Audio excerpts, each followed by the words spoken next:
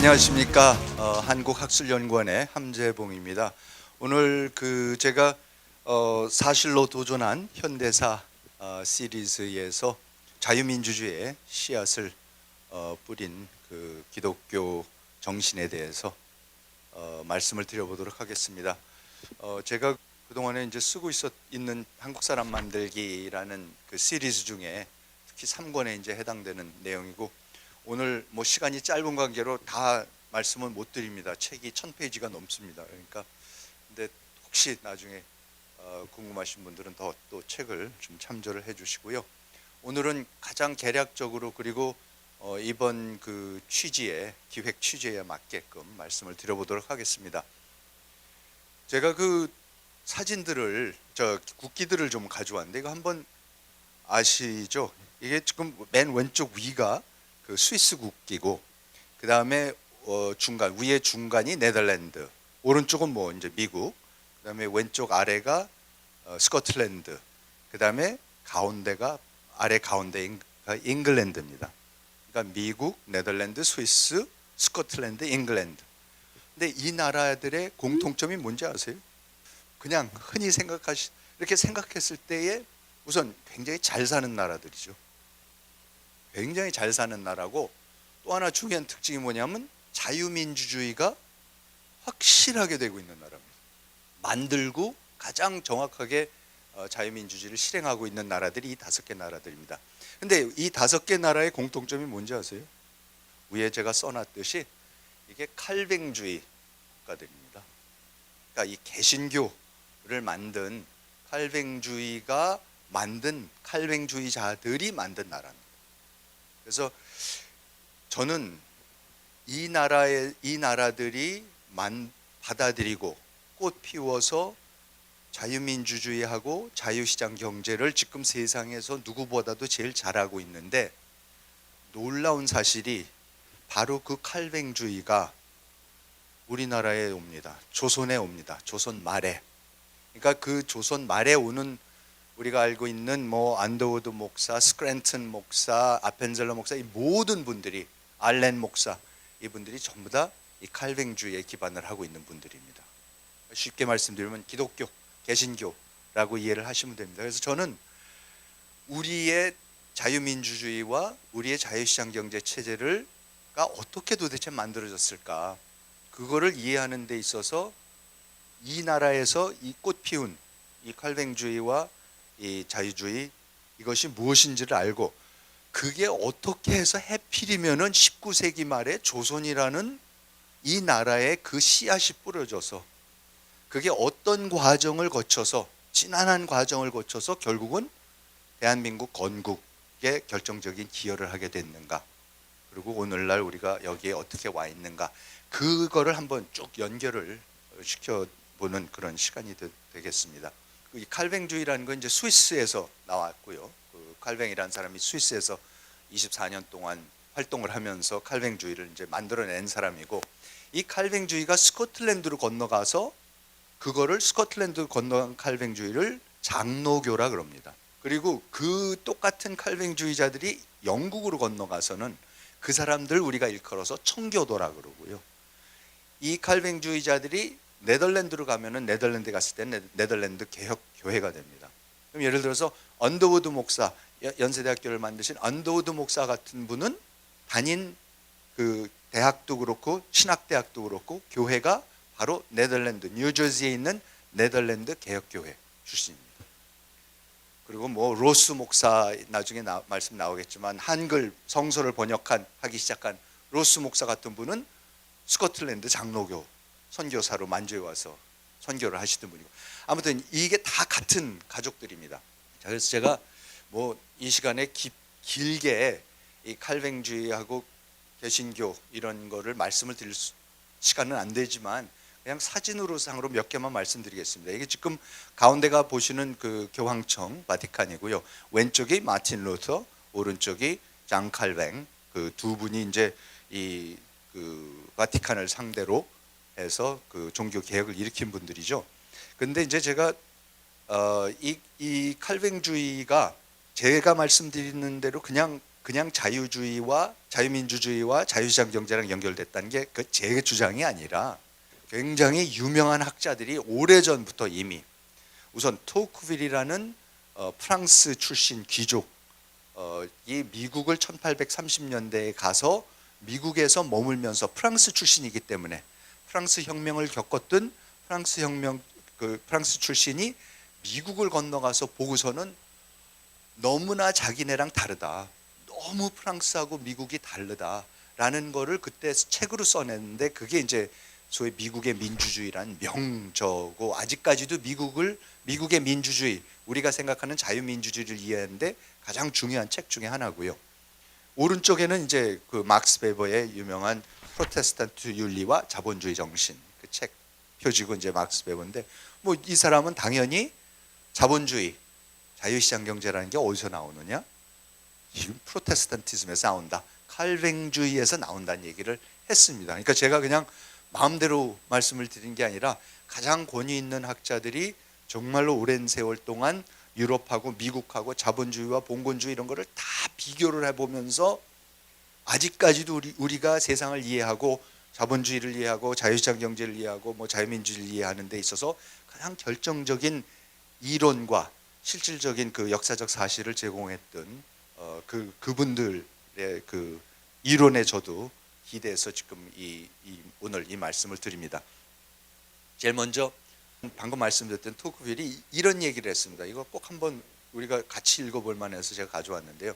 미국의 민주주의란 글에 이렇게 했습니다.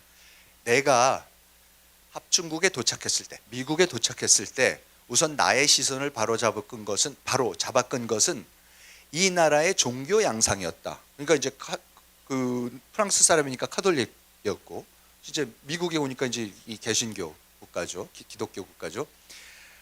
합중국에 오래 머물면 머물수록 나는 이러한 새로운 양상이 얼마나 대단한 정치적 결과를 가져오는지를 알아볼 수 있었다. 그러니까 미국의 이 개신교가 굉장히 특이한 정치적인 함의를 갖고 온다라는 걸 자기가 깨달았다. 프랑스에서 나는 종교 정신과 자유 정신이 언제나 서로 정반대 방향으로 나간다. 여러분들 우리가 그렇게 생각할 계몽주의, 사람이 이성적이 되려고 그러면은 합리적이고 이성적이면 뭔가 신앙, 종교 이런 거를 극복해야 된다고 생각을 하죠. 종교는 뭔가 이렇게 무조건 맹신해야 되고 믿어야 되고 좀 미신적인 측면도 있는 게 종교다. 그래서 이제 칼 막스 같은 사람이 종교는 인민의 아편이다. 그래서 절대 있으면 그러니까 이제 공산주의 국가에서는 기독교를 절대 못 믿게 하고 이제 그런 거죠. 그 전통이 이제 프랑스에서도 똑같은 전통이거든요. 그러니까 프랑스 혁명 때는 프랑스 혁명에서 왕과 왕족만 죽인 게 아니라 사실은 사제들과 수녀들을 훨씬 더 많이 죽였습니다. 그 프랑스 혁명 당시에 26,000명의 사제와 수녀들을 죽였습니다. 그러니까 사실 반종교적인 게 강했던 거죠. 그러니까 그런 데에서 지금 온 토크빌이라는 사람이 그래 그럼 우리는 유럽에서는 프랑스에서는 종교하고 인간의 계몽 뭐 인간의 이성 이런 거는 맨 반대 방향으로 간다. 종교적인 거를 죽여야지 인간의 계몽과 이성이 살아난다라고 생각을 했는데 하지만 아메리카에서 이들은 이 종교 정신과 자유 정신은 서로 긴밀하게 연결되어 있으며 같은 땅에서 함께 군림한다. 미국인들은 머릿속에 자유와 기독교를 밀접하게 연관시키고 있기 때문에 이 둘을 떼어놓는 것은 상상조차 할 줄 모른다. 그러니까 기독교를 믿는 것, 자기네가 신앙생활을 하는 것 자체가 민주주의와 자기 개인의 자유라는 거하고 어떻게 떼어놓고 생각할 줄 모른다는 거죠. 신앙의 자유를 위해서 같은 사람들이고 더군다나 그리고 모든 사회가 교회를 중심으로 만들어져서 교회에서 항상 모여서 정치적인 사안도 논의하고 자기네들이 투표도 하고 하는 그 교회의 모습이 기본적인 사회 단위의 모습이 됐었던 나라 사람들이기 때문에 프랑스 사람들하고는 전혀 다르게 지금 정치적 자유, 개인의 자유와 종교의 문제를 생각한다. 둘 사이에 아무런 모순이 없다고 생각하는 게 이게 굉장히 이상한 사람들이라고 토크빌이 그때 이제 간파를 합니다. 저는 한 걸음 더 나가서 이제 미국이 소위 그 미국의 유명한 그 독립선언서의 그 제퍼슨이 이제 쓴 얘기인데 우리는 영어로 제가 써와서 죄송하지만은 우리는 다음의 진리는 자명한 것으로 생각한다. 즉 모든 인간은 전부 다 평등하게 창조되었다. 이걸로 딱 시작을 하거든요. 미국 독립선언서의 서문이. 그러니까 당연히 모든 인간은 동등하게 만들어졌다. 성별, 신분, 인종, 종교 그렇죠? 남녀 다 평등하다고 우리가 그렇게 믿는데, 근데 저는 한번 여러분 생각해 보시면요, 인간이요 진짜 평등한 인간이 있습니까? 똑같이 생긴 사람도 없어요. 다 달라요. 세상에 인간은 평등하다라는 원칙만큼 이상한 원칙이 없어요. 생각해 보시면 인류의 역사적인 경험을 통해서, 우리의 일상적인 경험을 통해서 한 번도 확인한 적이 없는 일이 인간은 똑같다는 거예요. 그러면 인간은 똑같이 창조됐다라는 이거는 굉장히 어떻게 보면 형이상학적인 얘기예요. 현실에서는 없는 얘기니까. 근데 그래서 저는 이게 어디서 나온 사상인가? 만민이 평등하다고 자유민주주의에서 우리가 당연히 받아들이는 제1의 원칙인데 이게 어디서 나온 생각이냐, 사고방식이냐? 이거는 기독교가 아니면 나올 수가 없는 사상입니다. 이건 유교에도 없고요, 힌두교에도 없고요, 불교에도 없고요. 전부 다 카스트 제도가 있고 다 신분 제도가 있고 어느 종교나 그렇습니다. 근데 이 기독교라는 종교에서만 희한하게 인간이 다 똑같다고 그럽니다.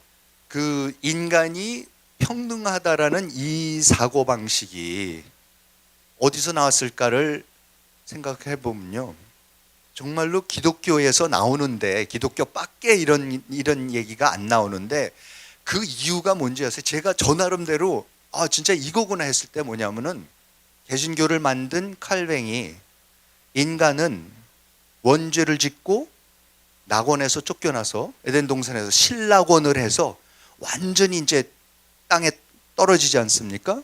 카톨릭에서는 인간이 신락원을 했음에도 불구하고 원래 하나님이 만드신 그 아담의 그 신이 만드신 그 인성이 기본적인 게 살아 있어서 인간들이 다시 열심히 잘하면은 하나님의 뜻을 자기네가 헤아리고 하나님의 뜻에 따라서 살아갈 수 있다. 그래서 이제 교회를 만들어서 교회가 죄를 사하여 주고 이제 이런 거를 하는 그 카톨릭 교회를 만들었는데, 칼뱅이라는 사람이 그걸 전면적으로 부인을 합니다. 이거 개신교 믿으시는 분들은 이거 정확하게 아셔야 되는 부분인데 뭐냐면, 신락원을 한 인간은 그냥 원죄의 덩어리예요. 그냥 원죄의 덩어리인데 그 중에서 더 잘나고 덜 잘난 놈이 어디 있냐는 거죠. 교황이든 신부님이든 무슨 주교님이든 귀족이든 평민이든 천민이든 뭐든 똑같이 원죄 찌든 존재다. 그러니까 똑같다는 거죠.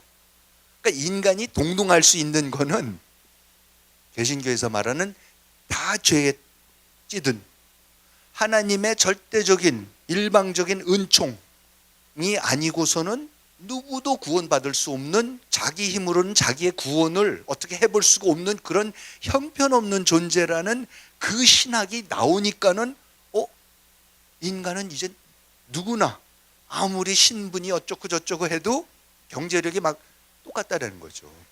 이런 인식론적 회의주의 이런 게 나오기 때문에 나는 죄인입니다. 정치인이 됐든 지도자가 됐든 뭡니까? 나도 죄인이고 내가 다 알 수가 없다. 내가 도저히 알 수가 없는 거다. 그러니까 같이 협의하고 같이 토론하고 논의해서 해야 되는 거지 내가 절대적인 거 알 수가 없다라는 그런 겸손, 그게 가장 기본적인 정치적인 동목인데 그런 게 있어야지 자유민주주의가 되죠. 그런 게 가능한 게 칼뱅주의 때문에 가능합니다. 그래서 저는 칼뱅주의가 민주주의, 자유시장경제 이런 거에 소위 거창하게 말씀드려서 존재론적, 인식론적 토대다 이제 말씀드립니다. 그런데 저는 이 자본주의 정신하고 또 연결이 되는 부분이고, 이 개신교에서 기독교에서 정확히 우리가 인식해야 되는 부분이, 개신교 그러니까 지금 우리가 기독교라고 하는 개신교의 가장 핵심은 금욕주의입니다. 지독한 금욕주의예요.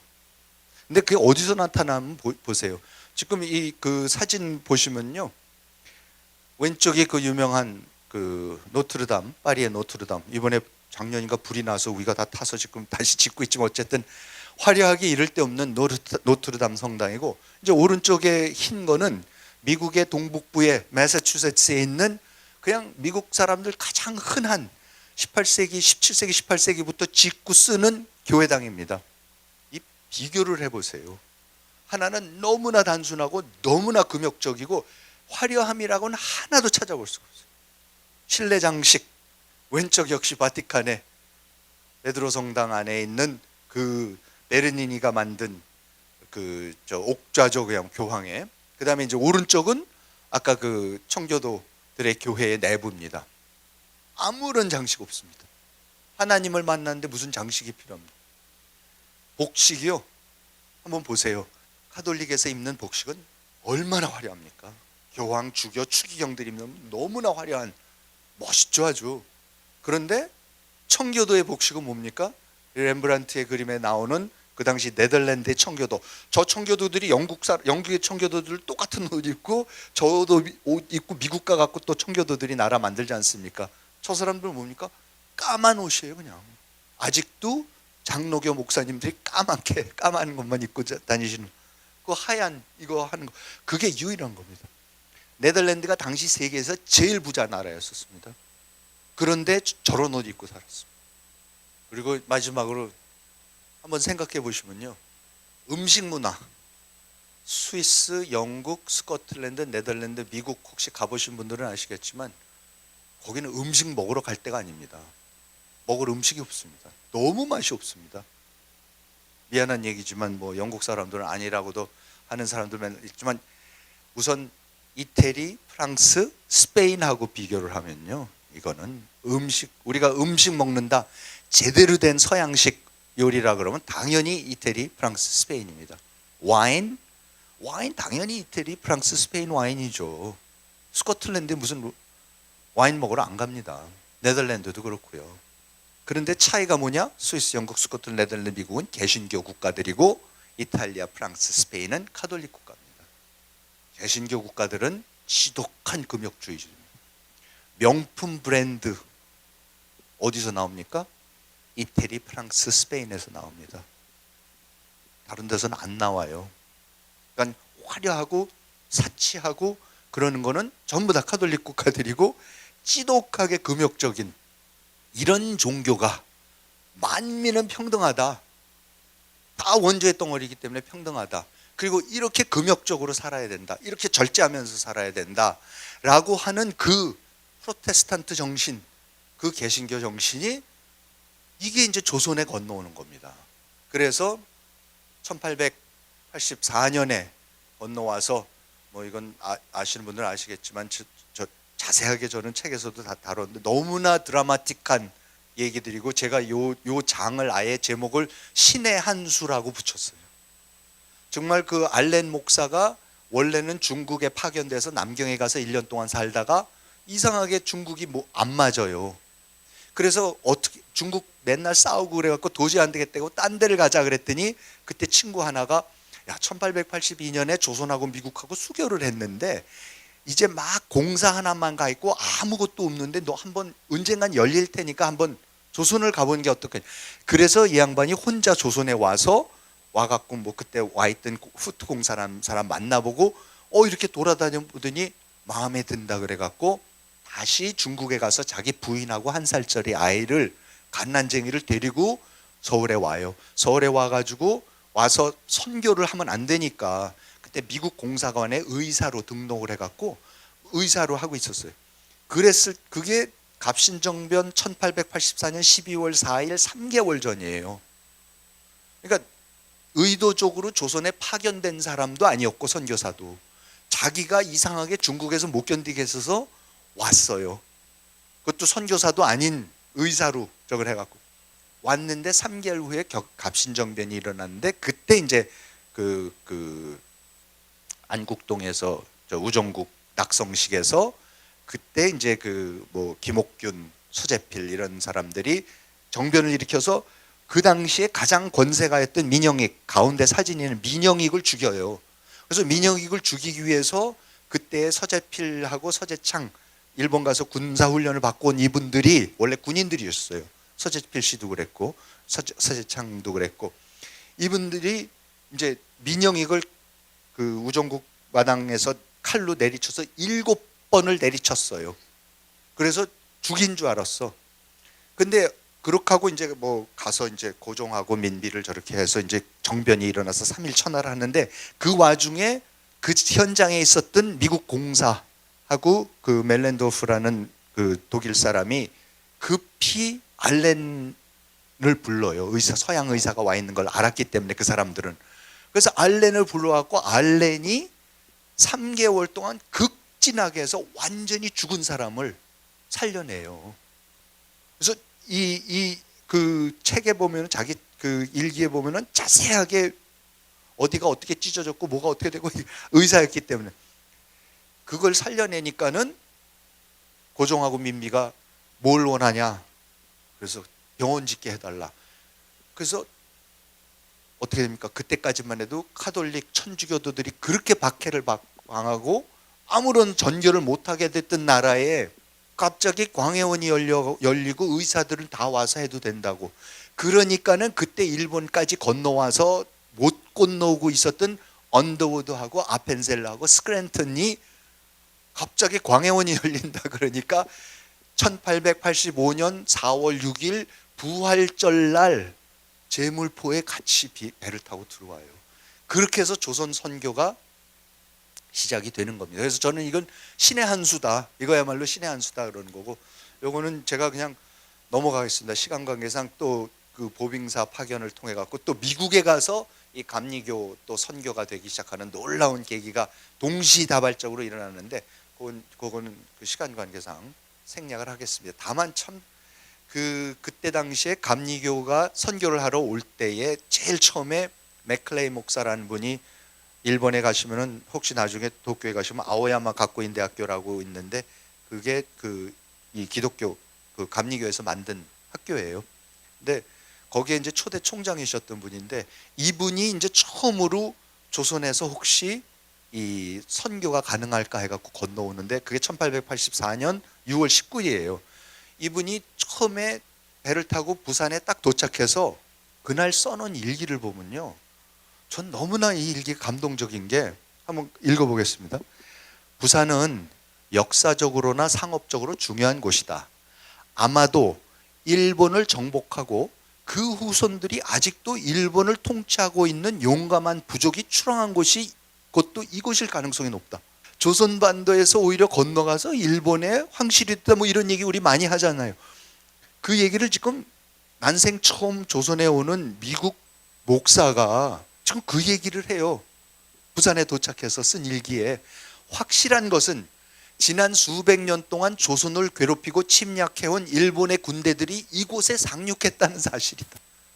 그런데 오늘 일본으로부터 조선 사람들에게 우리 구세주에 대한 신앙을 통한 구원의 복음을 전해주고 싶어하는 사람들이 왔다는 사실을 음미해 보는 것은 흐뭇하고 마음 든든한 일이다. 이 얼마나 역사의 아이러니냐, 역설이냐라는 그런 얘기를 합니다. 그러니까 참 그 한국을, 조선을 너무나 잘 이해했던 분들이 어떻게 저런 분들을 파견을 해서 다 조선에 와서 이런 선교가 벌어지게 되는지 놀랍습니다. 그래서 말씀드린 대로 언더우드, 아펜셀러, 스크랜턴, 그 다음에 어머니 메리 스크랜턴, 어머니까지도 같이 그 선교하겠다, 여성 선교하겠다고 같이 오세요. 자, 그러면 이분들이 도착했을 때 조선이 도대체 어떤 상황이었냐? 이건 저는 왜 기독교가 이렇게 뿌리를 내릴 수 있었는지를 우리가 제대로 이해하기 위해서는 조선 말의 상황이 어땠었는가를 우리가 정확히 알아야 됩니다. 그리고 조선 말이 얼마나 아비규환, 제가 책에서 헬조선이라는 말을 썼어요. 자꾸 요즘 뭐 젊은이들이 뭐 지금이 헬조선이라 그런다 그래갖고, 헬조선 보고 싶으면은 19세기 헬조선을 봐야 됩니다. 그래서 얼마나 고종 때에, 민비 때에 이 조선이 잘못되고 있었고 엉망진창으로 통치가 되고 있었고, 거기서 신음하던 사람들이 기독교를 만났을 때에 얼마나 감동을 하고 왜 개종을 하게 됐는가를 이제 볼 수가 있습니다. 그래서 제가 우선 몇 가지만 여러 개 갖고 왔는데 하여튼 한두 가지만 읽어드릴게요. 이거 이제 선교사들이 와서 보고서 쓴 얘기들입니다. 정직한 관리란 조선에서는 거의 알려지지 않은 존재다. 가난한 사람들은 가여운 삶을 산다. 그들은 정기적으로 세금을 내야 될 뿐만 아니라 관리, 밀수꾼, 경찰, 군인 여기에 매년 겨울과 봄이 되면 출몰하는 도적대에게 돈을 바쳐야 한다. 조선 사람들이 소위 게으르다고 하지만 이는 사유재산권이 불안하기 때문에 나타나는 자포자기 현상에 불과하다라고 선교사님들이 쓰셨어요. 사유재 아무리 일하면 뭡니까? 정부에서 다 뺏어가고 도적대들이 다 뺏어가고 이런저런 관리들이 이런저런 이유로 다 뺏어가는데 도대체 일을 할 이유가 뭐가 있습니까? 소수의 부자 상인들과 지방에 많은 토지를 소유하고 있는 사람들을 제외하고는 대부분의 사람들은 매우 가난하며 서양 사람들이 본다면 불가능하다고 할 정도의 수준의 하루살이 인생을 살고 있다라고 합니다. 지방에는 관료주의가 만연하고 있다. 수없이 많은 집권남용이 자행될 뿐만 아니라 모든 중앙정부 체계는 직권남용의 핵심부로서 밑도 끝도 없는 부패의 바다여서 모든 산업에서 그 활력을 빼앗아가는 착취기관일 뿐이다라고 조선 정부에 대해서 선교사들이 와서 보고 얘기를 하는 겁니다. 관직과 재판의 판결은 마치 상품처럼 사고팔 수 있으며 정부는 빠른 속도로 쇠퇴하고 있기 때문에 오직 뇌물만이 살아남을 수 있는 원리가 되고 있다라는 것, 이게 그냥 적나라하게 보이는 그 당시 상황입니다. 그 다음에 이제 교육. 조선의 교육은 지금까지 애국지사와 사상가, 정직한 사람을 양성하는 데 실패하였다. 지금의 교육은 다음과 같이 진행되어 왔다. 일반적인 조선의 학교에서는 학생들이 중국 책들을 앞에 펴놓은 채, 서양 사람들이 보면 한문이면 중국책이죠. 사서삼경 중국책이죠. 바닥에 앉아서 상반신을 양옆으로 또는 앞뒤로 격렬하게 흔들면서 새벽부터 저녁 때까지 가장 큰 소리와 가장 높은 소리로 중국 고전들을 외우거나 낭송하고 중국 글자들을 쓰면서 자신들의 머리를 중국의 현인들과 신화와 같은 얘기들로 채우고 있다. 편협함, 판에 박힌 자만심, 오만함, 거짓, 노동을 천시하는 잘못된 자존심, 관대한 공공정신이나 사회적 신의를 파괴하는 이기적인 개인주의, 2000년 된 관습과 전통의 행동과 생각이 모두 노예처럼 매여있는 좁아터진 지적인 지평, 얕은 도덕성, 모욕적이라고 볼 수밖에 없는 여성에 대한 평가, 이런 것들이 조선 교육의 산물이다. 교육은 보통 어린 아이의 모든 뜻을 다 받아주고 모든 응석을 받아주고 모든 흠과 나쁜 버릇을 조금도 고쳐줄 생각은 하지 않고 웃어버리는 데 있는데, 어린이가 아들인 경우에는 더욱 그렇다라고 19세기에 조선의 선교사들이 쓰셨는데 거의 아직도 그런 것 같습니다. 의료 수준이요, 지금 대한민국 의료 수준 세계 최고입니다. 이거 어떻게 이게 가능한지 모르겠는데요, 이때는요, 열병은 이곳에서 매우 흔한 질병이다. 이건 스크랜튼 박사가 쓴 겁니다. 방치와 영양실조로 인한 피부병 환자들이 수없이 찾아온다. 결핵과 특유의 퇴행성 증상들은 매일같이 병원에서 마주치는 질병이다. 매독도 물론 자주 볼 수 있다. 천연두는 풍토병 수준이며, 그렇죠? 천연두는 전부 다 우리 소위 곰보였었어요. 하도 흔해서 눈병 등 후유증이 있는 경우만 병원을 찾아온다. 올여름 창고란 콜레라는 수천 명의 목숨을 앗아갔다. 조선 정부의 병원들은 전염병이 걸린 사람들을 위해 아무것도 안 한다. 그들은 병원 밖에서는 절대 진료를 하지 않았고, 그러니까 의사가 왕진이라는 거 안 가고, 전염병이 걸린 사람들은 절대로 병원에 들이지 않았기 때문이다. 그러니까 내버려요. 집안에서도 내쫓고 전염병이 나오면, 지금 코로나 같은 사태가 벌어지면 어떡합니까? 그냥 다 버리는 거죠. 사회 기강이요, 술의 저주 역시 조선에 널리 퍼져 있다. 질질 짜는 술주정뱅이나 서로의 상투를 잡고 싸우는 술 취한 사람들끼리의 싸움은 불행히도 길가에서 흔히 볼 수 있는 장식. 이제 그 다음 거는 간단하게 그냥, 이상하게 조선에는 우유가 없더래요. 커피 그리고 차도 안 마신대. 중국 사람들이나 일본을 가면 다 차를 마시는데 조선 사람은 차도 안 마시는데, 그러니까 이 다도 요즘 어쩌고 하는 거, 이거 다 나중에 한 거예요. 없었어요. 보통 사람들은 마시지도 못했고 구경도 못하는 게 차였었고 우유도 안 마신대. 그러니까 친구들끼리 모이면 어떻게 해요? 다 집에서 만든 그냥 술밖에 마실 게 없대요. 그러니까는 이게 지금 그 다음에 뭐 맨날 이 도박하고 도둑질하는 거 이런 얘기도 있고, 거짓말은 일상화되어 있다. 조선 사람들은 수대에 걸친 연습으로 거짓말하는 기술을 예술의 차원으로 승화시켰다. 상인들은 모든 거래에서 끊임없이 사기를 치고 무리수를 둔다. 지금은 훌륭한 기독교인이 된 내 친구는 과거에는 아침에 깨어나는 순간부터 오늘은 누구에게 사기를 칠까 하는 생각부터 했다고 한다.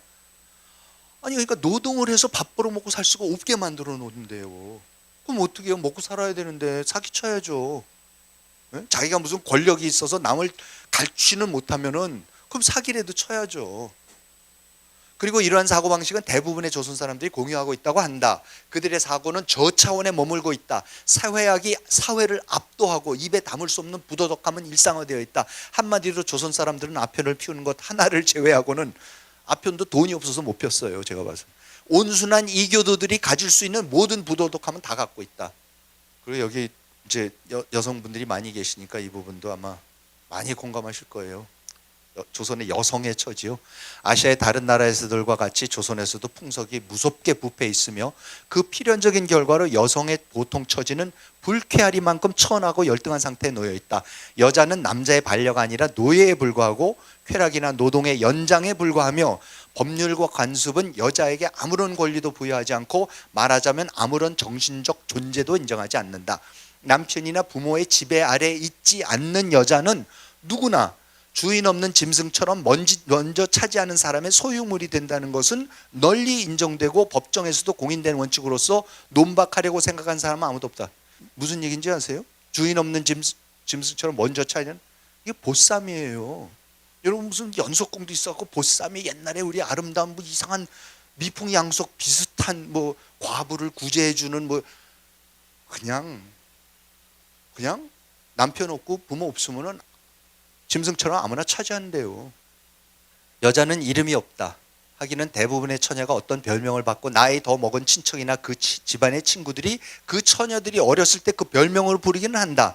그러나 그들이 관연에 이르면 부모만이 그 이름을 부를 수 있고 집안의 다른 식구들은 남들과 마찬가지로 아무개의 딸, 아무개의 누이와 같은 완곡한 표현을 쓴다. 결혼한 뒤에는 여자는 이름이 없어진다. 친정 쪽 친척들은 대개의 경우 그 여자가 출가한 고을 이름으로 부른다. 천안댁 문제 이런 거죠. 친정 쪽 친척들은 시가 쪽 친척들은 시집 오기 전에 살던 고을 이름으로 부른다. 때로는 간단히 아무개 댁, 그러니까 남편의 성. 그 여자가 아들이 있으면 예의상 아무개의 어머니라고 불러야 한다. 가정의 행복은 아내가 구할 수 있는 것이 아니다. 조선 사람은 집은 있으나 가정은 없다. 하우스는 있으나 홈은 없다. 남편은 아내와 떨어져서 기거한다. 부부 사이의 우정과 같은 관계나 애정의 표현 같은 것은 없다. 남자의 즐거움은 여자친구나 기생을 통해서 얻어진다. 우리는 아내와 결혼하지만 첩과 사랑을 나눈다라고 이야기한 한 조선 양반의 표현으로 그들의 결혼 관계를 간략하게 요약할 수 있다라고. 그 다음에 이제 이 미신에 대한 부분인데 이건 읽지 않겠습니다. 길어서 워낙 그 미신들이 많아갖고 불교도 탄압을 하니까 없어지고 유교는 남자들의 거니까 여성들은 그냥 미신밖에 없어요. 악령들과 악마는 기도와 제물을 바치고 북을 치고 방울들을 울리는 등 일일이 열거할 수 없이 수많은 의식을 통해서 달래야만 한다고 믿는다. 라고 이제 합니다. 또 넘어가겠습니다. 자, 이런 상황에서 이제 기독교가 오는 거예요. 그래서 와갖고 아까 말씀드린 이제 왼쪽 사진이 광해원 알렌 목사가 민비하고 고종한테 받아서 허락을 받아서 지금 이제 연세대학교 교정 안에 있는 그 광해원이고요. 오른쪽이 이제 보구여관이에요. 보구여관이 뭐냐면은 와서 스크랜턴이랑 진료를 알렌이랑 스크랜턴이랑 진료를 하기 시작하는데 조선 여성들이 내외를 하지 않습니까? 그러니까 남자 서양 의사한테 진료를 못 받아요, 진맥을. 그 사실을 알고서는 빨리 여성 의사들을 보내달라고 선교본부에다 얘기해서 여성 의사들이 와서 보구여관이라는 여성들 전용 병원을 지어서 치료를 해주기 시작하면서 제대로 된 이제 의료 서비스가 처음으로 이제 일어나기 시작하는 겁니다. 그래서 뭐 교육이 이화 배제 연희 숭실 이런 거에서 이런 데서 여성들이 교육을 받기 시작하고 천민들이 평민들이 교육을 받기 시작하면서 이제 근대 교육이 처음으로 일어나기 시작합니다. 또 중요한 얘기 중에 하나가 이 신분제도, 천민들 문제. 그러니까 왼쪽에 이 무호 목사라는 분이 오셔갖고 그 선교를 하는데 백정들을 상대로 이제 선교를 하기 시작했어요. 그래서 그 박성춘이라는 사람을 이제 전교를 해갖고 그분도 굉장히 중요한 역할을 나중에 하게 되는데 그 여기 사진에 보시면 오른쪽 사진은 그 아들 박봉출, 그러니까 박서양이라 그래갖고 우리나라 최초로 세브란스를 나와서 우리나라 최초로 의사가 된 분이에요. 옛날에 무슨 사극에도 연속극에도 나왔었는데 이 주제에 대해서 백정의 아들입니다. 그런데 이때에 예를 들어서 장로를 이제 뽑으면 장로교회가요. 이제 나중에 잠깐 말씀드리겠지만 장로를 뽑으면은 그 당시에 교인들이 대부분이 천민 출신들이 많아요. 훨씬 더. 양반들은 잘 뭐 자기네 제사 지내고 그래야 되니까 개종을 안 하죠. 근데 가끔가다 이제 그 양반들도 출신들도 있는데 그럼 장로를 뽑으면 장로는 1인 1표제입니다. 그럼 당연히 천민들이 많으니까 장로를 뽑으면 꼭 천민 출신이 장로가 돼요. 그러면은 결국 가서는 홍문동 교회에서는 양반들이 나중에 가서 도저히 이거는 안 되겠습니다라고 목사님 저희 따로 나가겠습니다. 나가서 교회를 따로 차려요. 그러니까 아무리 기독교를 믿고 그래도 이게 안 깨지는 거예요, 처음에는. 그렇지만 어쨌든 이거를 깨고자 한 것, 처음으로 반상의 구별 없이, 그렇죠? 천민까지도 같은 자리에 앉아갖고 같이 예배를 드리는 거 놀라운 일입니다, 조선에서는. 그런 일을 처음으로 해내는 게 기독교입니다. 그 다음에 이제 그 기독교 여성들에 대한 저긴데요. 이 사진을 보시면은 왼쪽에 여매례시고 다 우리나라 교육과 그 여권 운동과 그 독립운동에 결정적인 역할을 하셨던 분들이 여매례, 중간이 박에스더, 최초로 우리 유학 가서 의사 자격증을 따온 분이시고 오른쪽에 하란사죠. 그런데 여러분 매례가 뭔지 아세요? 메리. 왜요? 조선 여성들은 이름이 없었어요. 그러니까 세례를 줄 때 당신 이름이 뭐냐 그러니까 이름이 없어요. 그래서 지어줘요. 그래서 여메레, 에스더는 에스더죠. 에스더 영어 이름. 그 다음에 란사, 하란사. 란사가 뭔지 아세요? 낸시. 그 다음에 김환란. 환란은 뭡니까? 뭐 같으세요? 헬렌이에요, 헬렌. 1888년 9월 말 이화학당에서 첫 여성 세례식이 있었어요. 스크랜턴 여사가 쓴 글입니다. 2주 전 저녁에 부인 3명이 세례를 받았습니다. 다른 이들도 뒤를 이을 것으로 생각합니다. 여기 조선 여인들은 이름이 없다는 점을 알려드리고 싶습니다.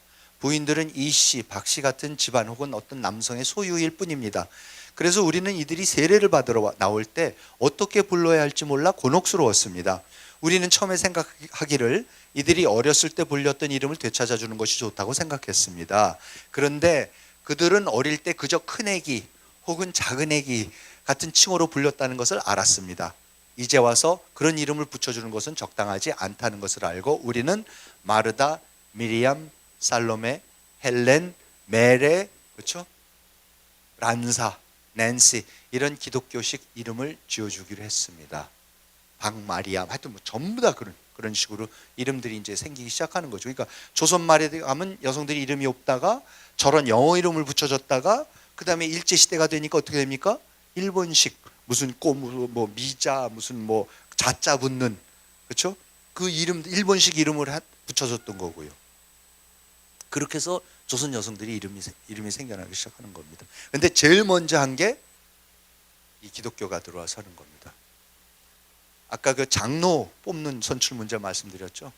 저는 조선 최초의 선거, 조선 사람들이 난생 처음 투표라는 거, 그러니까 투표라는 게 뭡니까? 자기 지도자를 자기 손으로 뽑아보는 경험을 언제 했었느냐?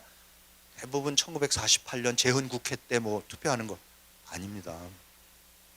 장로 뽑을 때 했습니다. 장로 뽑을 때. 그렇죠? 장로는 누가 뽑습니까? 위에서 임명하는 게 아니라 교인들이 뽑아요. 그리고 그 장로들, 뽑힌 장로들이 목사님을 초빙해 오는 거 아니에요. 그렇게 그러니까 밑으로부터 한 게 이게 민주주의입니다. 그래서 그런데 1887년 10월 7일 제가 아는 가장 오래된 우리나라 최초의 선거에 대한 기록이 있습니다. 1887년 10월 7일 언더우드 목사 일기입니다. 지난주 화요일 우리는 2명의 장로를 선출하고 그 다음 일요일 임명함으로써 장로교회의 조직을 완성하였다. 우리는 14명의 교인으로 시작하였고 일요일 1명을 더 받았다라고 해서 이게 세문안교회입니다. 최초로 장로교회를 제대로 장로를 선출해서 하는 세문안교회가 이렇게 해서 출범을 하는 겁니다. 그날 존 로스 목사가 한글 성서 번역 때문에 마침 그날 왔었어요. 신약 성서 문제로 일기입니다. 백길로 한양으로 갔다. 백길은 여행을 가능하게 했을 뿐만 아니라 쉽게 해줬다. 나는 특별한 날 저녁에 한양에 도착했다. 나를 맞아준 언더우드 씨는 그날 밤 자신의 작은 예배당에 가서 그곳에서 자신의 작은 모임을 공식적으로 장로교회로 조직할 것이라는 사실을 알려줬다. 어둠이 도시를 덮자 나는 그와 그의 의사 동료들과 함께 길을 나섰다. 장지문을 살짝 두드리자 우리는 어느 방 안으로 인도되었고 그곳에는 총명해 보이는 정장한 14명의 남자들이 우리를 기다리고 있었다. 그 중에 한 명은 그날 밤 세례를 받았다. 그러나 보다 중요한 것은 그 참석자들의 투표를 통해서 그중 2명을 장로로 선출하는 일이었다. 그중 2명이 만장일치로 선출되고 그 다음 안식일에 공식으로 장로에 임명이 돼서 장로교회가 이렇게 출범을 합니다. 투표는 이렇게 해보는 겁니다. 그러니까 1948년 재헌국회가 생기기 전에 1887년부터 60년 동안 조선의 기독교인들은 선거를 했습니다. 절대로 48년에 최초로 한 거 아닙니다. 어떻게 해야 되는 건지 알고 어떻게 토론해야 되는 건지 알고 그렇죠? 나와서 발표하는 거 다 해보고 투표하는 거가 뭐라는 거 다 알고 있었습니다. 그리고 이제 이건 또 이제 한글의 재창제. 여러분 세종대왕께서 기가 막힌 글자를 만들어 주셨어요. 저는 요새도 글 쓸 때마다 참 놀라운 게 화작이라는 게 원래 영어로 시작했던 거 아니에요. 영어에 24글자 있잖아요. 근데 우리 지금 한글이 몇 글자인지 24글자예요. 원래 28이었는데 4개 없애가지고 그러면요 이 세상에서 그러니까 뭐 서양의 뭐 스페인어, 이태리어 뭐 이거 자기네 같은 그거 말고 비서양권에 있는 나라에서 컴퓨터를 쓸 때 단추 하나만 누르면은 자기 말로 그대로 아무것도 안 받고 그냥 그걸로 치면 되는 거고 또 한 번 누르면 다시 영어로 왔다 갔다 하는 이런 알파벳이라는 게 아무도 없어요. 중국 사람들 어떻게 하는지 아시죠? 아세요? 중국 사람들은요 이거를 문자하고 이럴 때 어떻게 하는지 아세요? 그 자기의 단어를 영어로 읽었을 때 영어 발음을 영어로 쳐야 돼요.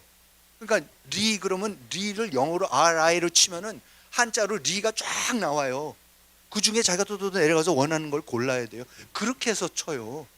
그러면 이 속도나 이런 것이 이게 비교가 안 되는 거예요.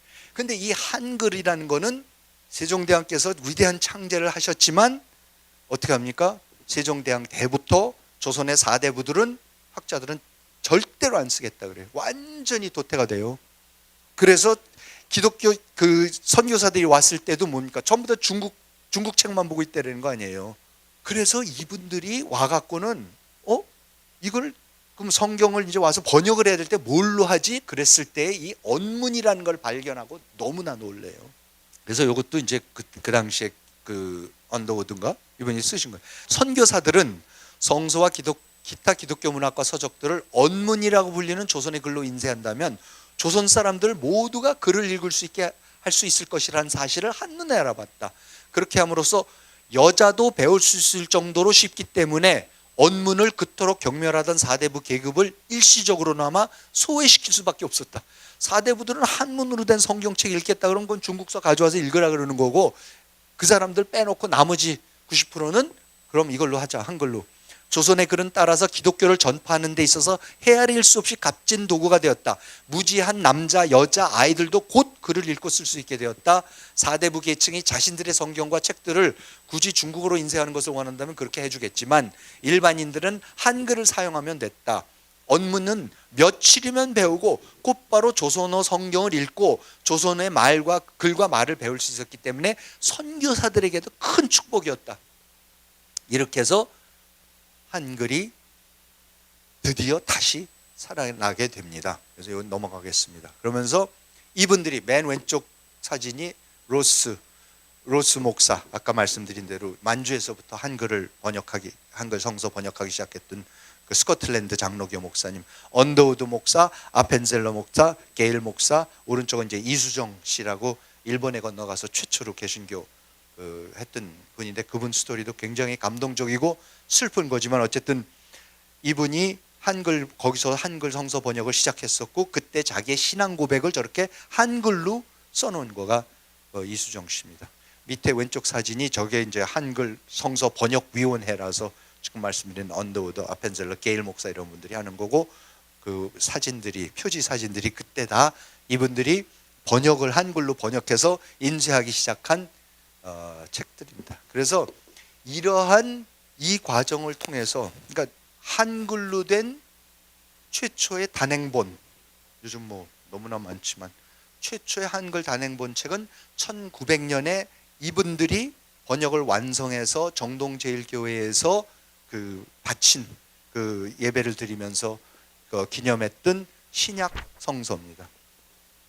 신약 성서가 한글로 쓰여진 최초의 단행본 책입니다. 그리고 로스 목사가 가로쓰기라는 걸 처음 시작했고 띄어쓰기를 제일 먼저 시작했습니다. 그전엔 다 세로쓰기, 붙여쓰기, 띄어쓰기가 없으니까는 그랬던 거를 이분들이 다 만들어낸 겁니다. 그러니까 나중에 우리가 배우는 뭐 유명한 한글 학자들이 주시경 이런 분들이 했다. 전부 다 기독교 이분들한테 배웠던 분들입니다. 자, 그러면 이제 이렇게 교육, 의료, 반상의 구별도 철폐하고 한글도 제공해서 이제 읽고 쓸 수 있게 되고. 그럼 저는 진짜 이 번역하신 분들의 노고라는 게 아까 말씀드렸지만은 한글이라는 걸 써보질 않았지 않습니까? 한 번도 글자만 만들어 놓고 한 번도 써본 적이 없기 때문에 예를 들어서 신약 성서에 나오는 그 수많은 개념들과 저 철학적인 형이상학적인 개념들과 이런 것까지도 전부 다 다시 만들어내야 됐어요. 우리 말 물론 이제 중국 한자 가져오고 일본 한자 가져오고 이러면서 자꾸 만들어내야 되겠지만은 참 너무나도 아무 내용이 없는 한글이었기 때문에 그 내용을 단어들부터 해갖고 개념들을 전부 다 채워나간 분들이 진짜 이분들이에요. 그래서 그런 의미에서 우리가 알고 있는 이 근대적인 한국인이 갖고 있는 그 세계관과 그거를 뒷받침해주는 수많은 개념들이나 단어들은 사실 기독교 성서를 통해서 들어온 것이 대부분이라고 할 수가 있겠습니다. 자, 그런데 이런 과정을 통해 갖고 조선에 기독교가 들어오면서 이제는 어느 순간부터 이 개종이라는 것이 일어나기 시작해요. 근데 저는 꼭 이게 기독교 신앙 차원의 문제가 아니라 이 개종이라는 걸 통해서 아까 처음에 말씀드렸던 이 규율과 기강, 그러니까 너무나도 게을르고, 그러니까 노동을 할 필요가 없기 때문에 뭐를 벌기만 하면 착취를 당하기 때문에 노동은 안 하고 술만 마시고 도박만 하고 도둑질하고 사기칠 생각밖에 안 하던 사람들한테 이 기독교가 들어와서 이런 교육을 시켜주면서 더군다나 기독교의 가장 중요한 그 수단이 뭐냐면 이제 개종인데 회심인데 그 회심이라는 걸 통해 가지고 완전히 이 규율, 기강 이런 거를 내재화시키는 작업이 놀라운 일이 벌어지기 시작합니다. 그래서 그 부분을 몇 가지만 제가 가져온 건데요. 이게 언더우드 목사 부인이 쓰신 책에 나오는 건데 콜레라 병원이 개원한 후에 이제 여름마다 콜레라가 창궐을 하니까 그곳에 여러 번 들린 그는 그러니까 그 신화순이라는 분이에요.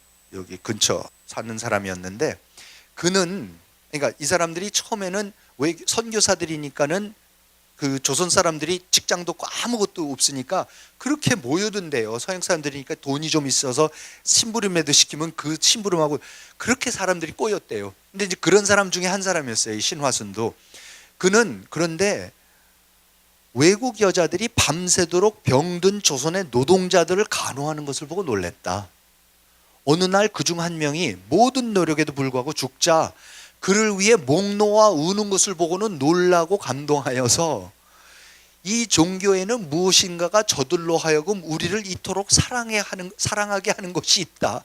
생면부지 사람인데 도대체 왜 간호를 해주며 자기 가족들 간호하기도 힘든 상황인데 전염병이 돌고 그러면은 그리고 그 사람이 그래서 죽으면은 목 놓아서 운다는 거예요. 또 가족들도 안 울 정도인데 그래서 자신을 잊어버리는 내가 전에는 꿈도 못 꿔본 어떤 것, 신비로운 것, 영광스러운 것, 내 것이었으면 하면서 개종을 하겠다고 온다는 거예요. 그래서 이런 일들이 벌어지기 시작하고 한 가지 얘기만 더 말씀드리면은 신화순이 이제 행주 사람들인데 행주에 신화순이 가서 이제 전도를 했어요. 그래갖고 한 번은 전도 다 돼 있으니까 제발 좀 목사님 오시라 그래서 언더우드 목사 내외가 드디어 이제 행주로 갔어요. 갔는데 한참 가서 어디에 잠깐 그 쉬고 있는데 어떤 사람들이 우르르 몰려오더니 그러더래. 당신이 혹시 저 아랫동네 사람들이 읽고 있는 그 책을 쓴 사람들이냐고 갖고 있냐고. 그래서 뭐 성경책 얘기들. 그래서 그렇다고. 근데 그 책 우리한테도 좀 줄 수 있겠냐고 그러더래요. 그래서 그러겠다고. 근데 왜 그러냐 그랬더니 저 동네 사람들이 그렇게 못돼 처먹은 사람들이었대요. 그래서 맨날 우리 동네 와서 뭐 서리에 가고 맨날 애들이 그러고 그랬는데 아니 이 사람들이 이 책을 읽더니 당신들이 준 책을 읽더니 너무너무 사람들이 착해졌대요. 그러면서 뭐라고 표현을 하냐면은 맨날 수박이고 참외고 다 서리에 가고 다 훔쳐가고 그랬는데 요새는 땅에 떨어져 있는 것들도 애들이 지나가는데 죽어가지를 않는데요. 자기 거가 아니면. 그러면서 훔치는 거는 나쁘다. 근데 훔쳐서 걸리면 너 혼난다. 벌을 아무리 심하게 줘도 그래도 계속 도둑질을 한대요. 피해서. 그런데 당신들이 무슨 얘기를 어떻게 했길래 얘네들은 떨어져 있고 아무도 안 보는데도 안 주워가도록 자율, 그게 규율의 내재화입니다. 이거 가져가면 안 된다라는 누가 봐서 걸리면 혼이 나서가 아니라 이거는 잘못된 거라서 안 가져가고 가게끔 자기 자신을 제어할 줄 아는 이런 게 조선 사람들이 그 당시 상황에서 보고선 깜짝 놀라요. 이것 좀 해달라고. 그래서 책을 줘서 또 전교가 되고 그래서 갔더니 결국은 행주산 앞에 도착했더니 온 동네 사람들이 나와서 찬송가를 부르는데 박자 하나도 안 맞고 음정 하나도 안 맞고 조선 사람들만큼 노래를 못하는 사람들이 세상에 없다 그래요. 왜냐하면 상상이 되십니까? 너무 노래를 못해 조선 사람들이. 찬송가라는 거 처음 해보고 그러니까 노래라는 걸 불러본 적이 없고 서양 더군다나 이런 노래를. 그러니까 찬송가를 하라고 하면 아무것도 안 돼. 아주 그냥 자기네가 열심히 시켜놓고서도 아주 그냥 그 목사님들하고 사모님들이 괴로워갖고 아주 혼나는 모습이 늘 나오는데 이게 천지개벽이 이런 거를 천지개벽이라고 하는 겁니다. 그래서 근데 그렇게 해서 자기네를 맞아들이고 그리고 이분들이 전국을 다니면서 언더우드 목사님 네 분은 조선에서 만나서 결혼을 하세요. 처녀 총각으로 와서. 그래서 신혼여행을 어디로 가냐면 북쪽 선교여행을 떠나요. 한 번도 서양 사람들이 안 가본 데로. 하여튼 이런 노력의 결과 이런 규율의 내재화가 되기 시작합니다. 그래서 이거는 그 당시에 장로교에서 그 세례를 받으려면은 지켜야 되는 7가지 규율이 있었어요. 그 선교사들이 이거 지켜라, 지킬 자신이 있으면은 세례 준다 이제 이러는 건데 7가지가 있어서 제가 책에는 장로교 7거지약 이렇게 썼었는데 첫 번째, 누구든지 교인이 되려면 조상 숭배를 해서는 안 된다. 제사만 지내던 사람들한테 제사 안 지내면 어떻게 됩니까? 쫓겨나요, 집안에서. 지세 지내지 말래요. 아주 대놓고. 이 프로테스탄트 교인은 오직 하나님을 섬기고 어떤 경우에도 다른 신을 섬길 수 없다. 따라서 조상신을 섬기는 제사는 어떤 경우에도 용납될 수 없다. 1절에 타협이 없습니다. 이렇게 무섭습니다. 믿든지 말든지 믿을 거면 목숨 걸고 믿으라는 겁니다. 둘째, 안식일을 거룩히 지켜야 한다. 주일은 안식의 날이고 거룩한 날이므로 사람이나 짐승이나 모두 안식을 취해야 한다. 여러분, 일요일 날 쉰다라는 개념이 어디서 나왔습니까? 기독교 때문에 나왔습니다. 생계 유지를 위해서 일해서는 안 되고 엿새 동안 힘써 일하고 주일은 쉬어야 한다. 긴급을 요하는 일을 할 수 있다라고는 해놨지만, 셋째, 부모를 공경하라. 살아계신 부모에 대한 효도는 하나님의 명령이므로 살아생전에 부모 섬기기를 주께 해야 한다. 넷째, 불법적인 혼인관계를 금하라. 하나님께서는 남자 하나 여자 하나를 지으시고 부부로 삼으셨으니 서로를 버려서는 안 되고 첩을 두거나 음란한 일을 해서는 안 된다. 조선의 4대 부들이 전부 다 첩을 두고 있었던 상황에서 절대 안 된다. 다섯째, 먼저 자신의 가족에게 복음을 전하라. 딸, 아들, 며느리들한테요. 세례 받으려면은 아버지, 어머니, 시아버지, 시어머니한테 가서 한글 가리키래요. 성경을 읽으시도록 해야지 된대. 그러니까 문자 해독률이, 문자 복음률이 올라가는 거예요, 우리나라가. 그래서 근대인이 되기 시작하는 거죠. 모든 교리를 행하는 것은 무엇보다도 중요한 것이므로 자기 가족을 설득하여 찬양하고 기도하며 일심으로 하나님을 의뢰하고 순종케 해야 한다. 여섯 번째, 생업에 근면하고 계명을 지켜라. 이게 프로테스탄트 윤리와 자본주의 정신입니다. 자기 밥은 자기가 벌어 먹어야 된다. 하나님은 일하기 싫거든 먹지도 말라고 하셨다. 어느 누구도 일하지 않고 먹을 수 없다. 게으르지 말라, 거짓말하지 말라, 시기하지 말라, 도적질하지 말라, 정직하게 돈을 벌고 힘을 다해 자신과 가족을 부양하라. 즉 조선 상황에서는 정부고 뭐고 절대로 못하게 만드는 일만 골라서 다 해야만 된다라고 지금 그러는 거예요. 일곱 번째, 악한 범죄를 피하라. 성경은 술 취함과 노름을 금하고 있다. 이런 것에서 분쟁과 싸움, 살인과 상해가 나온다. 포도주 아편을 만들거나 먹거나 팔지 말고 도박집을 개설하지 말고 어떤 방법으로든지 남을 타락시키는 일을 해서는 안 된다. 그래서 언더우드 목사 부인이 가면 이제 부인들 어디 전교여행을 가면 꼭 부인 여자들만 따로 이제 당연히 모이고 남자들 따로 모이고 그랬는데, 그러면 모였을 때요 나오는 얘기들이 기가 막힌 얘기 나옵니다. 어떤 사람은 자기는 도저히 믿고 싶은데 세례를 받고 싶은데 받을 수가 없습니다. 왜 그러니까 전 지금 주막을 운영하고 있는데 술 팔지 말라 그러는데 술 팔고 있어서 못한다고 그래요. 어떤 사람은 그런데 그 술을, 주막을 운영하는 사람이 하던 사람이 술을 다 길에다 버리고 개종을 했대요. 그래서 그걸 왜 다 버리냐고. 이걸 내가 딴 사람한테 팔면 그 사람이 또 팔 거 아니냐고. 그래서 난 버려야 된다. 버리고 정말 찢어지게 가난하게 전교 활동을 하면서 산다라는 거예요. 어떤 여자는 그 모여 앉아서들 그 당시만 해도 하도 영아 사망률이 높으니까 하도 애기들이 많이 죽으니까 애기들 죽는 거에 대해서 이제 자꾸 그 부인들이 안더우드 목사 부인한테 질문을 자꾸 해요. 그랬더니 예수님이 애기들을 사랑하셔서 이 세상에 있을 때는 예수님이 지켜주시고 그리고 죽은 다음에도 하나님이 영접하셔서 잘 데리고 있다가 여러분들도 하나님을 잘 믿으면 나중에 천당에 가서 다시 그 애기들을 만날 수 있습니다. 이제 이런 얘기들을 교리 설명을 해줬더니 갑자기 그 중에 한 여자가 막 목 놓아 울기 시작하더래요. 그래서 왜 그러냐 했더니 무당이었었는데 옛날에 아이를 낳는데 신이 들려서 자기 아이를 내동댕이 쳐서 죽였대요. 거기서 벗어나지 못하고 죄책감에 평생을 그랬는데 모든 죄를 어떤 잘못도 다 품어주신다. 그리고 너가 잘 믿으면 가서 그 아이 만날 수, 이제 이런 거에 완전히 감동을 하고 그래서 믿게 되고, 이런 얘기들이 그냥 그 당시에 부지기수로 있습니다. 선교사들의 이 선교가 요즘 선교보다 훨씬 더 감동적이고, 그래서 저는 19세기에 우리 조선에서 일어난 선교를 보면서 처음으로 저같이 엉터리 교인도 성서에서 말하는 신약 성서에서 예수 그리스도가 갈릴리에서 뭐 만나갖고 뭐 몇천 명씩 와갖고 뭐 산상수훈을 사랑이 어쩌고 하면은 그렇게 감동해서 예수님 따라다니고 했다는 얘기가 솔직히 와닿지가 않았는데 그랬구나. 똑같은 갈릴리에서 그 당시에 그 유대 지방에서 그 사람들이 당하고 있던 그 삶의 상태가 딱 조선말 상태가 똑같구나. 그런데 이런 복음이 그야말로 오고 의료, 교육 이거 다 해주고 반상의 차별, 남녀 차별 없애고 이러면서 해주는 일이 일어나니까 정말로 놀라운 변화가 일어나기 시작합니다.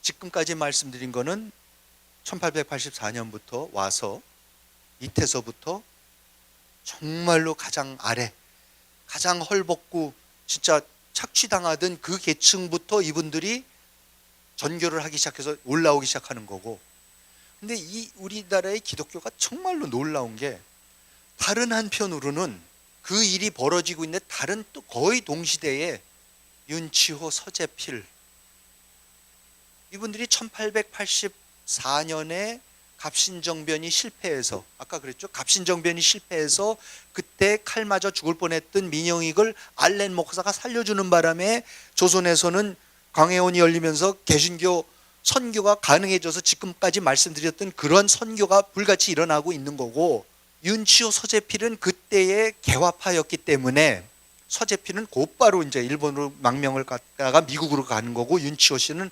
85년까지 있다가 85년 초에 자기는 정변에는 가담을 안 했지만 개화파였기 때문에 나도 그만두겠습니다 하고 사직서를 내고 상해에 건너가서 상해에 영 엘렌 목사가 만든 중서서원이라는 영국 대학에서 영어로 거기 가서 공부를 하면서 개종을 합니다. 그러니까 똑같은 시기에 밑에서 선교사들이 와서 선교하는 거하고 우리의 지도자들이 이런저런 이유로 미국으로 직접 가서 미국에서 미국 사회를 그대로 보고 미국 사회를 정확하게 배우고 미국의 기독교를 완전히 배워가지고 와서 만나는 게 그게 독립협회고, 와서 보니까는 이승만이라는 젊은 청년 같은 사람들이 배제학당 같은 데를 나왔고 영어를 유창하게 하고 연설을 기가 막히게 하니까 윤치호, 서재필 씨가 1895년, 둘 다 95년, 그러니까 1885년에 가서 10년 동안 외국을 떠돌다가 지금 10년 만에 돌아와 봤더니 이러한 기가 막힌 선교가 지금 일어나서 이승만 청년 같은 사람이 저렇게 나와 있는 거예요. 그래서 가서 연설시켜보고 그러면서 점점 그 독립협회를 만들어 나가기 시작하면서 96년 4월에 독립신문을 창간하고 7월 2일 독립협회를 설립하고 96년 11월 30일 날 배제학당에서 협성회라는 게 학생회입니다. 학생회를 조직을 해서 이승만이 윤치호 씨 또 서재필 씨 지도하에 그 이제 협성회를 이승만 박사가 아니죠, 그 당시 이승만 청년이 만들죠. 근데 그 전에 사실 이제 95년에 귀국했고 맨 왼쪽이 서재필, 그 다음이 윤치호, 그 다음에 이제 한성 감옥에서 당연히 다 아시겠지만 왼쪽에 서 계신 분이 이제 이승만. 이분도 한성 감옥에서 개종을 하세요. 사실 배제학당 다닐 때는 아니셨는데 감옥에서 개종을 하고 거기서 또 나중에 또 다른 걸로 잡혀 들어오신 월남 이상재 선생한테 전교를 하는, 그러니까 선교사를 통해서 감옥에서 외국 가서 기독교를 배우기 시작하는 거예요. 그러면서 이분들이 만들어낸 독립협회가 결국은 나중에 가서는 만민공동회라는 걸로 발전을 해서, 만민공동회라는 게 뭐냐면요, 그냥 간단한 겁니다. 의회 정치를 하자는 거예요. 입헌군 주제하고 의회 정치를 하자는 거예요. 의회를 만들자는 거예요.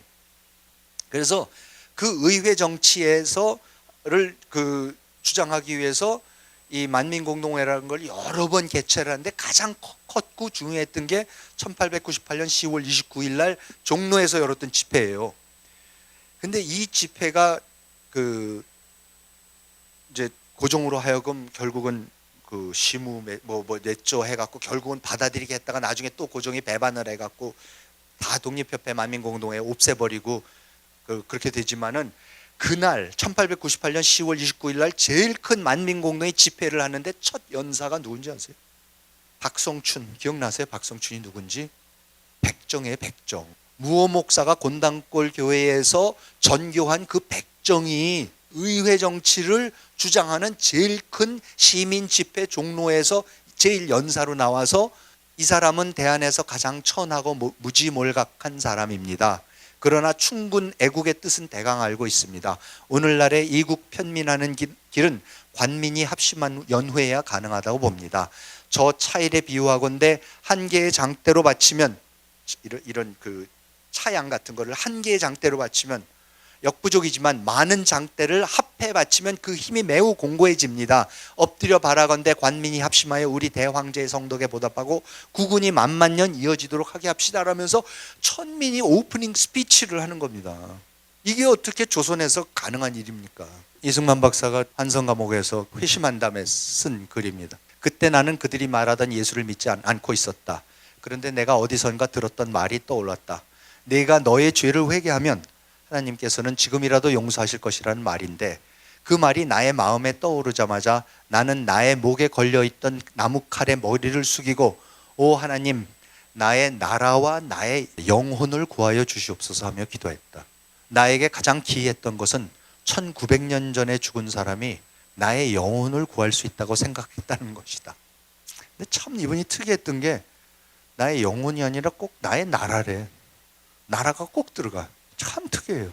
그러니까 이 기독교를 믿는 여러 가지가 있지만 영혼 구원, 구령 이 두 가지는 기독교를 통해서만 가능하다라는 확신이 이제 생기니까 이런 그 기독교 지도자가 출연을 합니다. 이상재 선생, 위대한 왕이 보낸 사자가 자신에게 말하기를 나는 몇 년 전 당신이 워싱턴에 있을 때 성경을 주어 믿을 기회를 주었지만 그대는 이를 거절했다. 그러니까 자기가 워싱턴에 갔을 때도 당연히 미국 사람들 보고 뭐 목사님들도 만나고 뭐 이런 게 성경, 근데 그때도 안 믿었다는 거예요. 이것이 첫 번째 죄이다.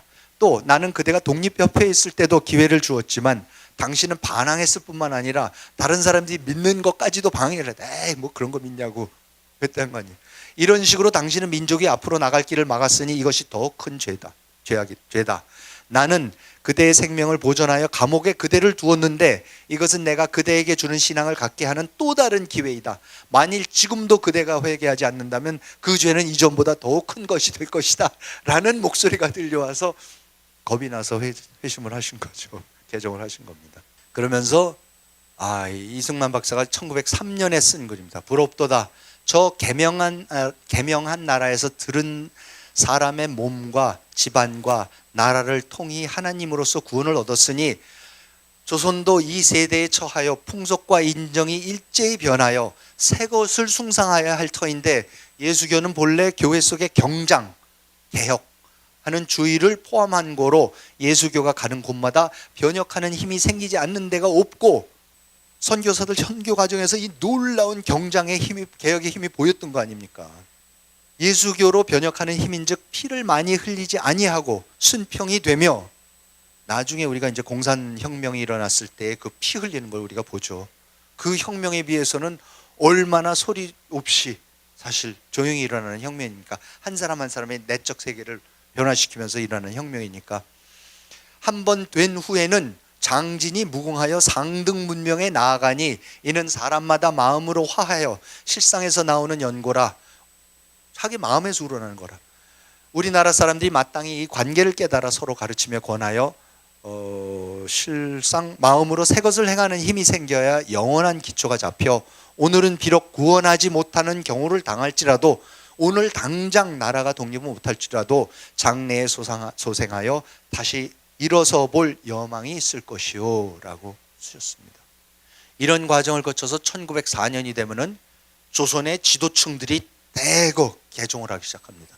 그래서 김정식 경무관 출신, 홍재기 법관양송소장, 한성재판소 판사, 뭐 이승만 박사 물론, 유길준 그 동생 유성준, 그다음에 최병헌, 길선주, 김병저 첫 7분의 목사가 1904년에 장로교 목사님들이 안수를 받으시고, 이원긍 당대 최고의 한학자였습니다. 홍문관 교리, 이조참이 북청부사 이런 분이, 이원긍, 월남 이상재 이런 분들이 연동교회에 나가기 시작하면서부터 그 한학자들까지도 이제 개종을 하기 시작하는 놀라운 변화들이 일어나기 시작을 합니다.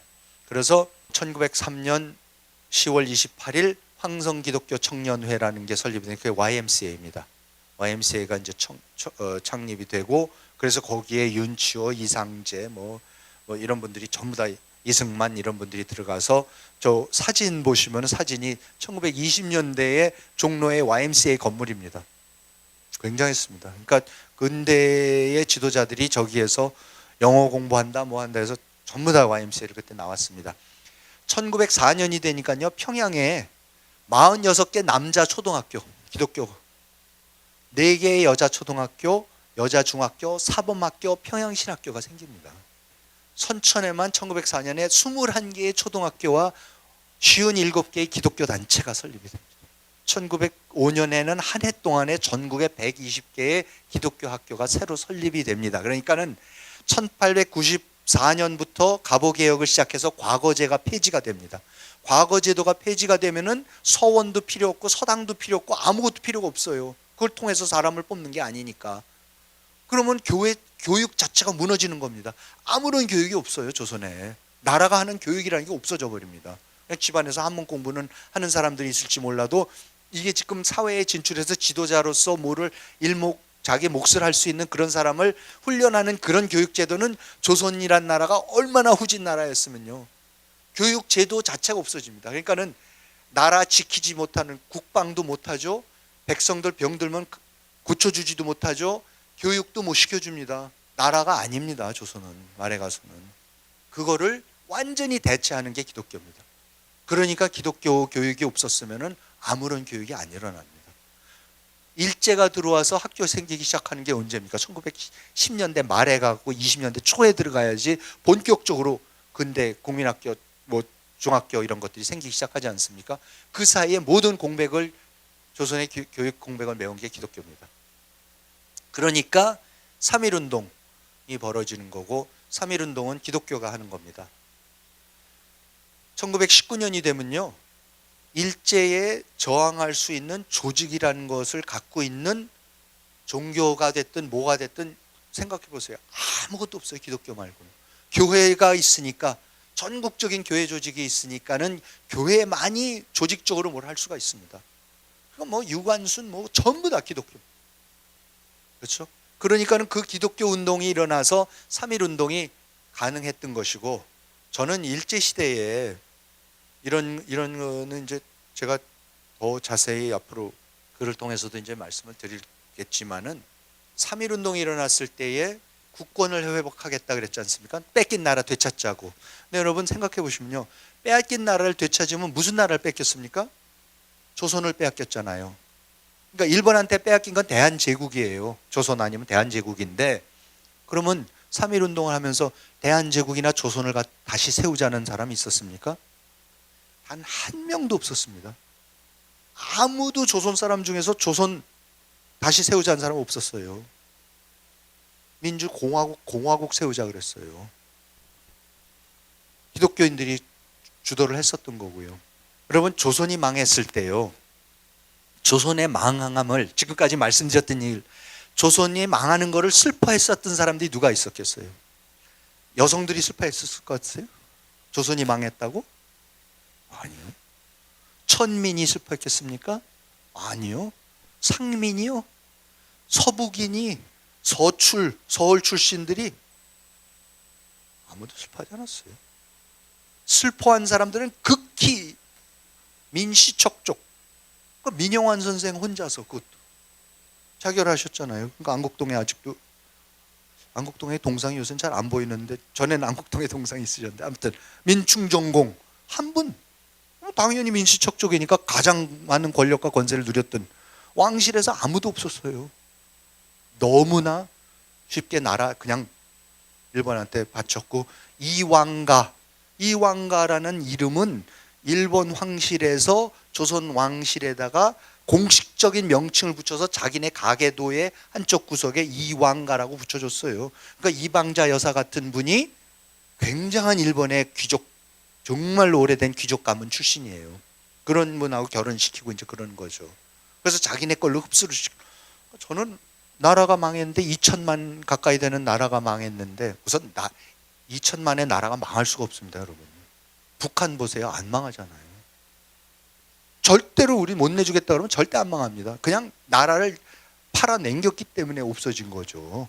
진짜 말 그대로 돈 받고 팔아넘겼기 때문에 없어진 거고, 그러니까는 전혀 슬퍼하는 사람 하나도 없었어요.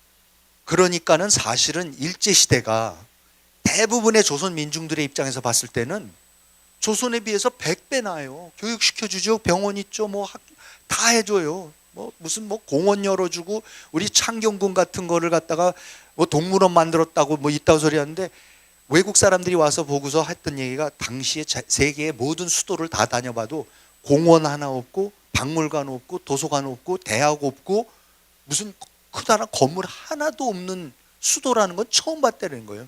한양에 뭐가 아무것도 없어요. 그런데 일제가 들어와서 오히려 그런 궁궐들을 열어가지고 보통 사람들이, 평민들이, 상민들이, 천민들이 들어와갖고 이제 구경하게 해주고 그러는 거죠. 우리가 시민으로서 공원이 있어야 되는 건데, 녹지가 있어야 되고 요새 그런 거, 이제 그런 걸 하는 거죠. 그런데 그렇게 사실은 일제시대가 대부분 사람들이, 조선 사람들이 봤을 때는 솔직하게 조선 말보다는 훨씬 나은 상황이었는데도 일제시대에 끝까지 저항한 사람들이 있어요. 뭐예요? 기독교예요, 기독교. 왜? 우상숭배 문제 때문에. 기독교만이 끝까지 저항한 거예요. 그러니까 독립은, 그러니까 물론 이제 만주 이런 데 있는 이제 사회주의자들, 그렇죠? 사회주의자들이 이제 바깥에서 운동하는 게 있는 거고, 내부에서 끝까지 교회를 지켜가면서 어떻게 해서든지 이거 닫지 못하게 하면서 끝까지 버티는 분들이, 그게 기독교입니다. 그러니까 독립운동이라는 거는 기독교를 빼놓고는 우리가 상상을 할 수 없습니다. 그래서 해방과 건국이 됐을 때 드디어 이제 중앙청에서 저렇게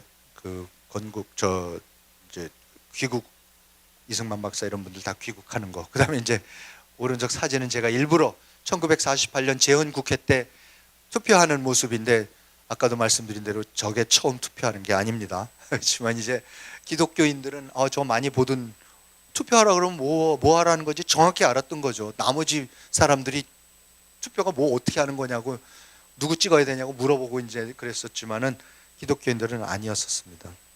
그래서 1945년 11월 28일 날 임시정부 영수 환영대회라는 게 있었습니다. 근데 영수가 누구냐면 그때 당시에 이승만, 김윤식, 김구 이렇게 세 분을 영수라고 그때 불렀었습니다. 그때의 이승만 박사는 요 대회에 참석을 못했는데 글을 보내셨는데, 여러분은 과거 40년간의 일본 학정 아래에서 사람이 감당하지 못할 감옥 생활과 신사참배 문제 등 온갖 압박을 당했다. 그런데도 신앙을 간직했고 아직도 이렇게 모인 것을 보니 예수의 능력이 실로 크심을 알겠다. 이제 우리는 새로운 국가를 건설할 것인데 기초 없는 집을 세우지 말자. 곧 만세반석 되시는 그리스도 위에 이 나라를 세우자. 건설은 먼저 땅을 찾아야 하고, 땅을 찾으려면 먼저 하나가 되어야 한다. 하나가 되어야 세계를 향해 큰 소리 칠 수 있다. 우리는 반만년의 긴 역사를 가진 민족이다. 우리가 하나가 되기만 하면 어떤 나라도 업신여기지 못하는 강한 나라가 될 것이다. 이승만 박사님 기독교 신자니까 그럴 수도 있다. 근데 김규식 씨는 사실 언더우드 목사가 고아처럼 이제 길렀던 분인데, 우리 운동은 제2단계에 들어섰다. 다른 나라가 침범할 수 없는 불가침의 강국을 세우려면 우리의 힘으로 될 것이 아니라 곧 하나님의 힘이어야 한다. 그런 까닭에 우리는 한 손으로는 하나님을 붙잡고 다른 한 손으로는 우리 서로 맞잡고 나가자. 그리하려면 우리는 먼저 자기 자신을 이겨야 한다. 우리가 우리를 극복하지 못했기 때문에 남에게 정복을 당했던 것이다. 우리가 잘하면 미 군정도, 소련 군정도 곧 없어질 것이다. 우리 그리스도라는 반석 위에 하나님의 나라를 세우자. 책임은 교회에 있다. 우리 기독교는 이승만 박사와 김주석과 나였다. 3천만 민족을 정치적으로나 교화적으로 지도해야 할 책임이 기독교에 있는 것이다. 그리고 김구 선생도 그리스도의 정병들이 내 뒤에 있고 하나님이 내 위에 계시니 내 담대히 이 자리에 서노라. 희망을 가질 수 있는 것은 어떤 나라든지 업신여기지 못하고 침략하지 못하는 강한 나라를 세우고자 합니다. 여기에 이 두 개 방책이, 2대 방책이 있으니 즉 건국과 건설을 동시에 하는 것입니다. 교화가 있는 나라는 아름다운 나라요 강한 나라입니다. 경찰서 열을 세우지 말고 교회 하나를 세우십시다. 아까 행주에 가서 저절로 도둑질 안 하는 아이들의 그 교화입니다. 우리가 어떻게 하면 망하지 않는 강한 나라를 세울 수 있을까? 곧 성서 위에 세워야 합니다. 그렇게 해서 우리는 하나님의 국민이 되어 서로 잘 살아야 합니다라고 김구 선생도 얘기를 합니다. 완전히 건국은 기독교인들이 하는 겁니다. 저는 이게 무슨 신앙의 차원의 말씀이 아니라 그냥 객관적인 사실로 그렇다라는 말씀입니다. 그래서 제가 강의 처음에 시작했던 국기에 그 칼뱅주의, 자본주의와 자유주의 시장 경제, 자유민주주의를 가장 만들었고 가장 잘하는 나라 중에 대한민국도 이제 거기에 당당히 끼일 때가 된 것이 아닌가. 그리고 저는 이 역사의 이 흐름, 역사의 이 기적이 정말로 놀랍습니다. 그래서 우리 한국 사람들이, 대한민국 시민들이 이 역사를 알고, 교인이든 아니든 객관적인 사실이 뭐고, 그래서 우리가 이런 것을 할 수가 있었구나 라는 그 이유를, 연원을 우리가 정확히 이해를 하고, 따라서 그 부분을 앞으로 어떻게 더 키워나가면서 정말로 저 대열에 낄 수 있는 자유민주주의, 자유시장 경제의 나라를 세울 수 있을까, 더욱더 노력해야 되지 않을까 생각합니다. 경청해 주셔서 감사합니다. 이상 마치도록 하겠습니다.